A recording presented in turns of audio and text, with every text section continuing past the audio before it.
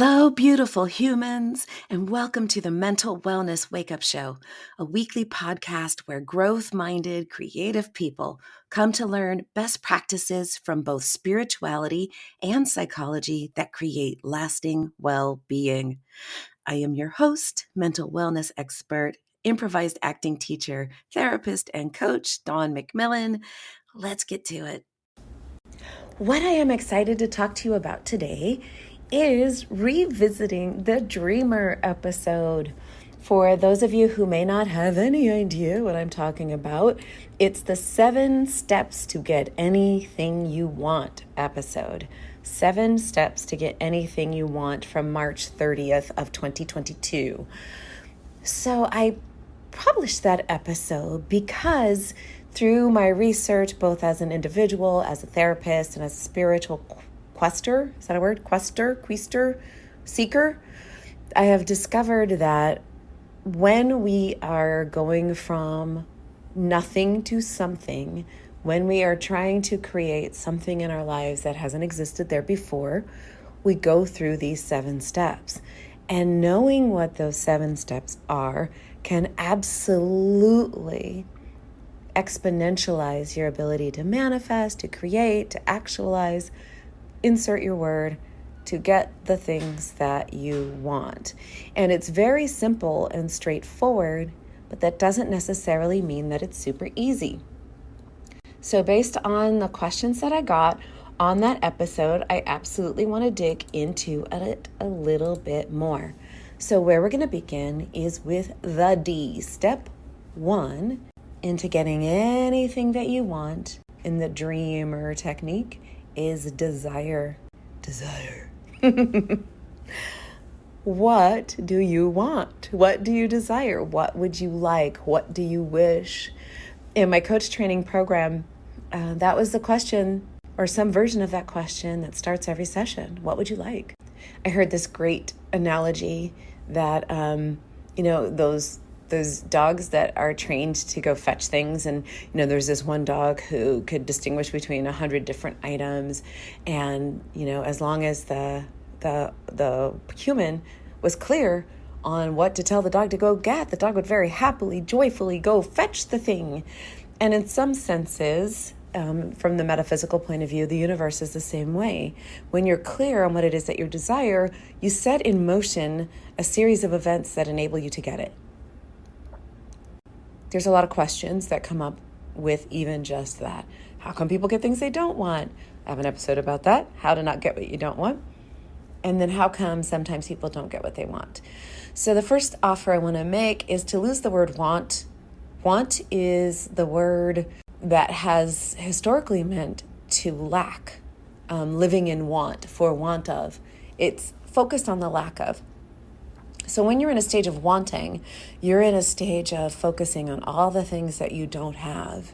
And what that does is it just increases your suffering and your unhappiness because your attention is in comparing where you are, who you are, where you are currently experiencing your life to what you wish it was instead. And anytime we're in resistance to the present moment, we are creating suffering. So focusing on, I don't know what I want, I do know what I want, what do I want, is essentially saying, what am I lacking? And it may seem like semantics, but it's actually kind of important. So I prefer the word desire. Now, for some people, the word desire is more salacious and definitely has an erotic element to it. If that's you and that works for you, great. If that's you and it doesn't work for you, just find another way of thinking about it. What would you like? What would you like to do? What would you like to be? What would you like to have? And without having some sense of direction with that, you can end up floating. I'm going to raise my hand and confess that there have been periods in my life where I wasn't sure who I was or what I wanted, and I ended up being at the effect of the stronger personalities around me. Not proud of that, just acknowledging that as part of my human experience. So what would you like? What would you like? What do you desire? So one of the best and fastest and easiest ways to get to what you would like is from what you don't like. And a lot of law of attraction teachers or positive thinking advocates will tell you to never let a negative thought complete itself. And what that can do is that can make us afraid to acknowledge what is. I'm going to push back on that and say, if there are situations in your life that you don't like, I guarantee you are thinking about them. So pretending like you're not is spiritual bypassing. It's just suppressing, and it's actually not helpful. And looking at what you don't want and what you don't like, what you don't desire, is a tool. I'm not inviting you to complain. I'm not inviting you to pitch a tent and camp out there. I'm inviting you to begin the inquiry of, what would I like? And for many of us, much of the time, the first answer to that question is, I don't know, but not this. I don't know what I would like, but I know I don't want this. So let's just begin where we are. The cliche is, the GPS analogy. You can't figure out how to get to, what's a city? Moose Jaw in Canada, from where you are if you don't know where you are. And sometimes where we are is, I don't want this, not this. The problem with dwelling in the not this is that we essentially keep ourselves focused on the resistance and the no and the ick and the ew. I would like a home where the floors are well made and they feel good on my feet and they look good. And I would like plentiful electrical outlets so that I can plug in all of my devices and be content with my, and solar panels so I can do that all without increasing my carbon footprint. So now we're getting somewhere. So when we start with what we don't like, we can start to say, well, what would you want instead? What would you like instead? What would be different? Or even just, what's the exact opposite of that? To use another example, let's say the last person that you dated was really obsessed with stamp collecting and didn't make enough time for you. So your coach asks you, well, what would you like in your next relationship? Well, I know I don't want to date somebody who's really into stamp collecting. Well, why not? Because that person loves their stamps more than me and I never saw them. So what would you like instead? Well, someone who prioritizes spending time with me. So a great place to start in figuring out what you would desire is to look at the things that you don't desire and go to their opposites. And we're going to use that classic tool of asking why 5 times. And not necessarily the question why, but a variation on that. One of my favorites is, what would having that do for you?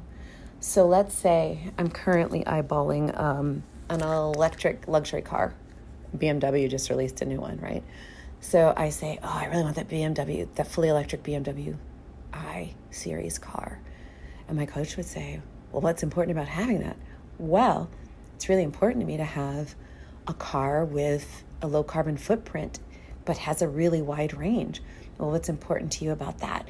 Well, that's all in that regards. Okay, so why did you pick the BMW? Well, it looks really pretty. So you want a car that looks pretty, has a low carbon footprint, and what else? Well, what I like about it is it has amazing safety features and really comfortable cabin with all kinds of fun little gadgets to make me comfortable on road trips.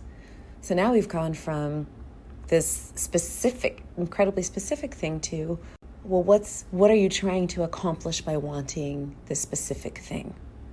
So what's important about this tool is, again, to those of you who study the law of attraction, there is one school of thought, which is to get really nitty-gritty about the exact make and model of the thing that you desire.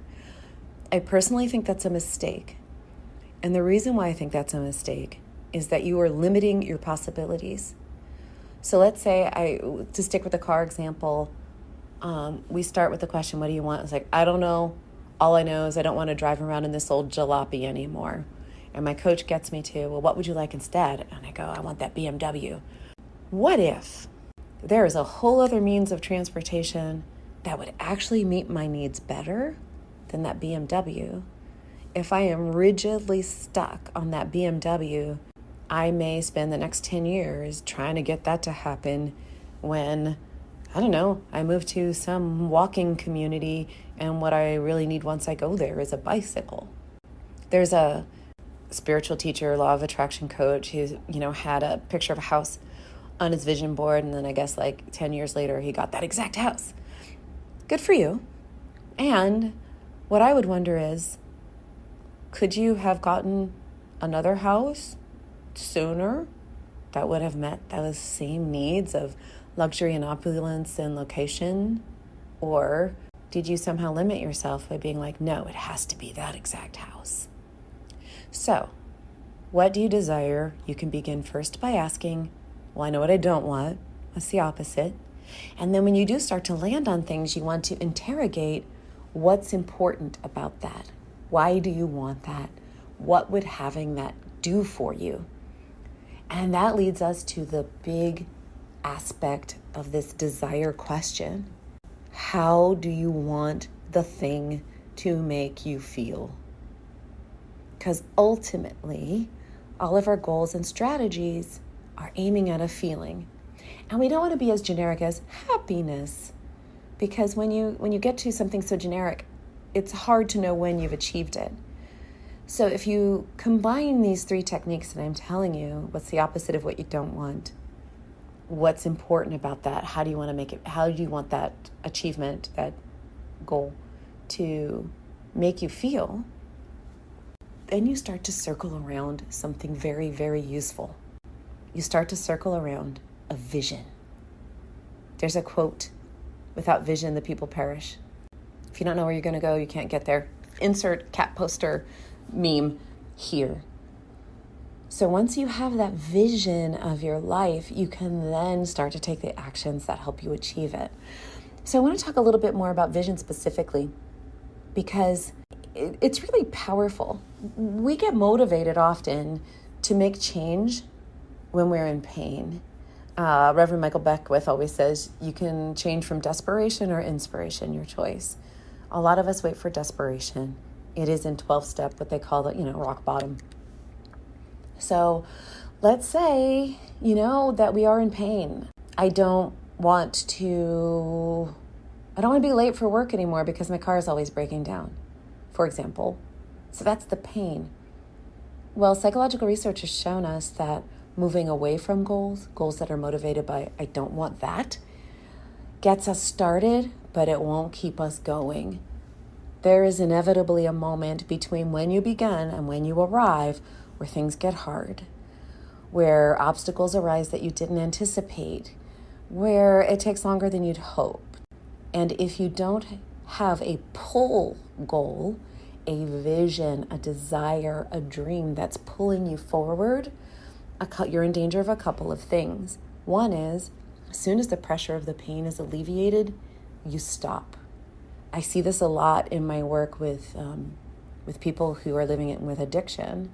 They will reach out for help when they're in a crisis, right? They just got thrown out of their sister's house and they're about to live on the street. Great opportunity, if they're willing to take it, to not only solve their issue with housing, but to begin to solve the issues that caused them to be estranged from their family. What happens often, because that goal is motivated by pain, as soon as the pain is alleviated, here you go, place to stay, then the pressure, the motivation to keep working is alleviated too.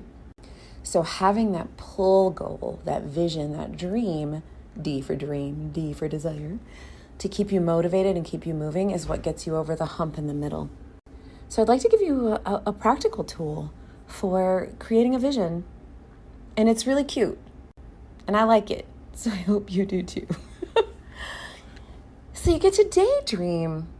Like grab some Post-it notes or index cards and just start asking yourself, what would I like to be? What would I like to do? What would I like to have? What would I like to feel?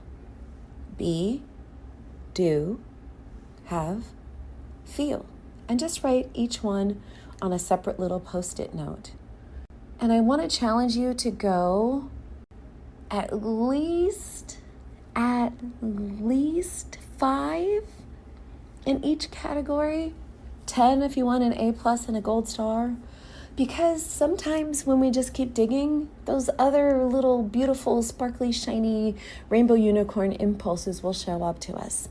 But you jot them down on your Post-it notes and then start to put them up and begin to see what you notice.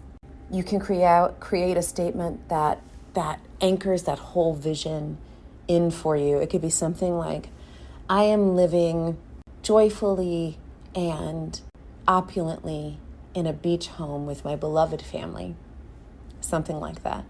And as you start to narrow in on this vision, not so specifically that you cut off possibilities that may be equally, if not better for you than the one that you thought of, but specifically enough to where you know how to start to maneuver, how to take action. One thing that I will share with you about a vision that I have for myself is that the strongest sense that I have is that it smells like the ocean.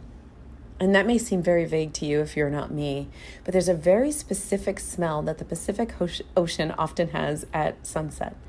And so in my mind's eye, with this particular goal, this particular dream, there's a piece of it that looks like sunset and smells like the ocean.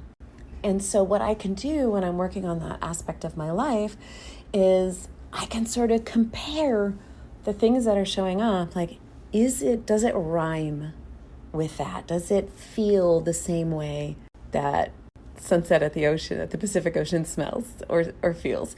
I know that's kind of weird and woo-woo, but maybe you catch it, right? So I have a decision to make. Do I want to do situation A or situation B? I'm like, well, which one smells like the ocean to me in some way? And as bizarre as that sounds, it actually works. It actually works. So the first step in getting anything you want is to lose the word want. To lose anything that you would desire is to know what you like.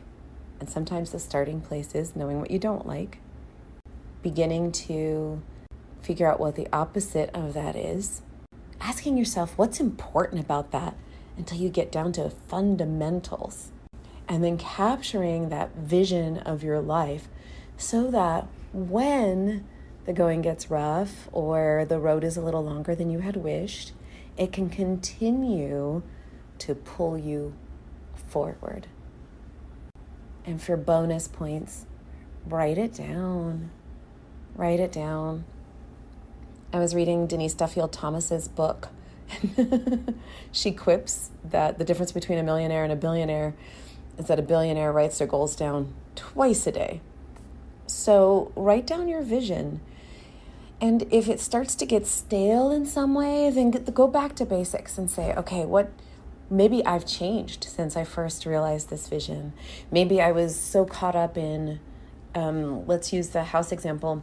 Maybe I was just so frustrated about my plumbing when I first created this vision, and I don't have that strong feeling about plumbing anymore. I'm more thinking about an open floor plan, that there's something about my new home that wants to feel spacious to me. And maybe that's an open floor plan, maybe that's big windows, I don't know, but I definitely want to evoke the feeling of spaciousness. So then add that to your vision. Some people like vision boards, some people make their own PowerPoints, some people are verbal. I'm extremely verbal, so I like to write stories to myself. Dear past Dawn, I am writing to you to thank you for the decision that you made so that I now, and then fill in the vision, whatever works for you. So I hope this is helpful. A lot of people who reached out to me are like, I don't know what I want. Yeah, totally relatable. So maybe you're trying too hard to be super specific, and maybe just leaning into that, what you want things to feel like, the general shape, the vision that's pulling you forward of a lifestyle that feels good. And then as you take those little steps toward what you do know, I want my life to feel like a Sunday afternoon football game with my friends, right? You can start to just lean in, follow the sparkle, follow the little nudges, follow the intuitions to things that kind of rhyme with that, match that, or feel like that. So That's my offer to you today, is to play in that sense of what do I desire in a way that gets you started and keeps you going.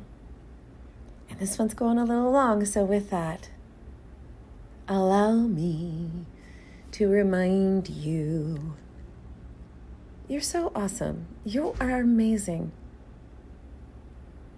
Think about all the stuff that you've overcome. Think about all of the disappointments you've lived through. And here you are, in all your glory, keeping it moving. Let's celebrate you, because you know what? You, beloved being that you are whole, are perfect, are complete, just as you are. And you are worthy and deserving of all the good stuff. All of it. All of it. Thanks for listening. I am so honored that you share time with me. If you've listened this far, then something here was of value to you. Would you please be a friend of the podcast and share it with at least one other person? The podcast is available on most platforms, including YouTube, and I need your help to get the word out. So please like, subscribe, and share, and a 5-star review on iTunes would be chef's kiss. Thank you so much. See you next time.